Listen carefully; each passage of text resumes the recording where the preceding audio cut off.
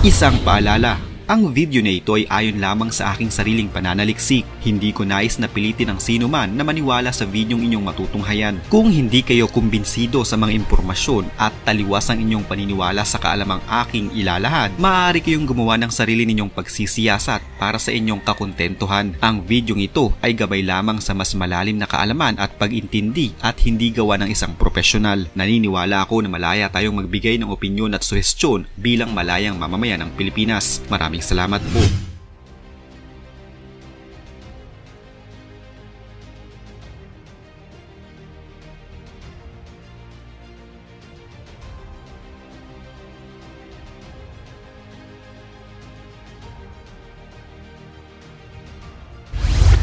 Sinalakay ng mga otoridad ang mga resort villa na inuupahan ng mga boss ng Bamban Pogo at ilang mga kilalang kasosyo ni Mayor Alice Guo, subalit tila nakatunog ang mga pakay nila at nakatanggap ng tip sa kung sino man kaya mabilis na nakatakas sa mga ito.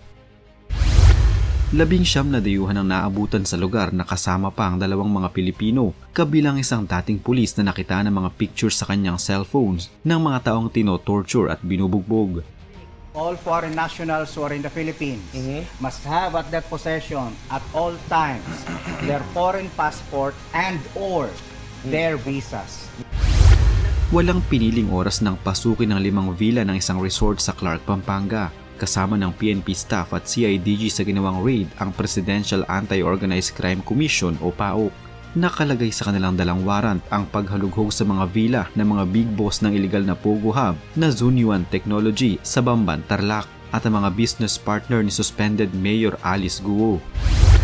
Hindi nakita ng mga otoridad ang kanilang target na si Juan G. Yang, subalit namumukod tangi ang kanyang villa na may sariling gwardya at may mataas pa na kalibre ng baril. Hinahanap siya at ang iba pang mga tao na sangkot sa illegal na Pogo sa Bamban sa Tarlac, na kung saan noong mga nakarang buwan ay napag-alaman ng ating mga otoridad na ang Pogo Hub pala na ito ay ginagamit para sa mga illegal na transaksyon at aktibidad. Yung iba bukas pa yung mga aircon nila, iba bukas pa yung electric fans. Yung iba mainit pa yung mga tea. So siguro baka natunugan din nila yung pagpasok natin. Maliit na lang ang mundo nila. May mga dokumento din na natagpuan sa loob ng villa at nakapangalan ng mga dokumento na ito kay Zhang Ruijin at Lim Baoyin. Sila ang mga kilalang incorporator ng Bamban Pogo Hub na kasalukuyan ng nakakulong sa bansang Singapore sa kasong money laundering. Ang 2 Pinoy ay nasa kustodiya na ng mga otoridad at ang isa sa mga ito ay dating miyembro ng Police Security Protection Group. Dahil sa mga kaduda-dudang larawan at video sa kanyang cellphone, inaalam pa rin kung konektado siya sa mga Pogo boss at kay Mayor Alice Guo. Kailangan niyang paliwanag yung mga pictures ng mga like yung mga tinotorture, and then pictures ng mga isang insidente ng pamamaril. Yung deklarasyon ng iba dito, nakikitang nagsisecurity daw siya kay Mayor Alice Guo. But of course, iimbestigahan pa talaga natin. Wala po. Hindi po totoo yan. Hindi po mangyayari yan. Hindi ko po gagawin yan. Wala po akong idea sa mga ganun. Kasi yung boss nga po namin dito, pag pumunta rito, once a year, twice a year, ganun. Hindi namin alam mga pangalan kasi binabansagan lang namin eh. May nakuha ding mga gamit sa pagtotorture sa mga nasabing villa na ginawang hideout ng mga Chinong tumakas mula sa Pogo Hub sa Porac, Pampanga at sa Pogo Hub sa Bamban, Tarlac. Kinabibilangan ng mga torture device ang ilang mga batuta at iba't ibang klase ng mga pamalo. Sa 19 na nakuhang foreign national sa loob ng mga villa, 18 sa mga ito ang pinakawala na habang ang isa naman ay nananatili sa kustodiya ng mga otoridad. Narito ang naging pahayag ng PAOK mula sa spokesperson nito na si Winston Casio. May posibilidad na siya po ay associated doon sa Bamban Pogo sa Zunyuan. Maaring isa siya sa mga nakatakas na mga middle level bosses or managers. Kapag na-validate po namin, ikakasuhan po namin siya ng immigration violation sapagkat hindi po niya naipakita yung kanyang mga dokumento. Pero kung improper naman po ang kanyang, kung proper naman po siya, he will be released also before the 36 hours ay lumipas.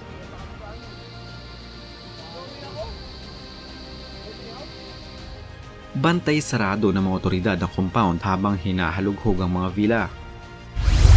Samantala, Para kay Senador Riza Hontiveros, dapat umano na makulong muna si Alice Guo sa Pilipinas bago siya i-deport sa kanyang sariling bansa.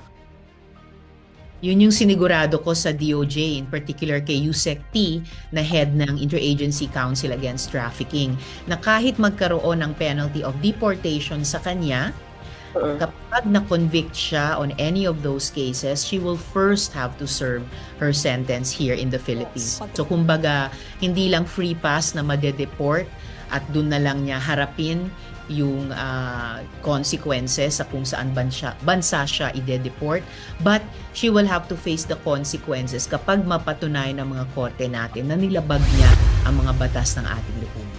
Pinag-aaralan na din ng Commission on Election ang posibleng kaso na isasampa laban sa suspendidong alkalde ng Bamban Tarlac na si Alice Guo. Ito ay matapos magtugma ang mga fingerprints ng alkalde at ng Chinese national na si Go Waping. Dactyloscopy is an infallible science of identification. Hindi nagkakamali. No?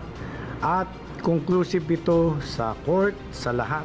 No two person have the same fingerprints, even twins. Their findings on this are gold.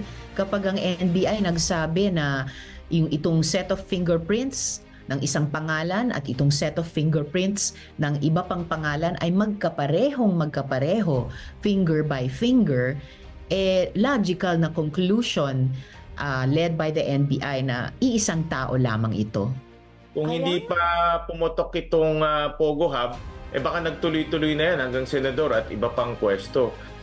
Ina-expect ko na gagamitin nila yan sa legal forum. That will only be the best time for us to confront them. The respondent is still entitled to the presumption of innocence. Kasi right now, well, she's still innocent. Yan naman natin batas. Sasampahan ng panibagong kaso ng Commission on Election o COMELEC si Alice Guo dahil sa pagsisinungaling niya nang siya ay maghain ng Certificate of Candidacy noong halalan 2022. Tatandaan po natin na ang Certificate of Candidacy ay under oath pinapanumpaan. Dapat mahintay lang namin yung action mismo ng Solicitor General. Maganda po kasi yung nagawa dito sa Bamban, ma'am. Nalulungkot kami sa pagkawala niya, ma'am. Kung tatakbo siya bilang mayor uli, yung buong suporta namin nasa kanya pa rin. Kasi sa kanya na nga namin nakita lahat.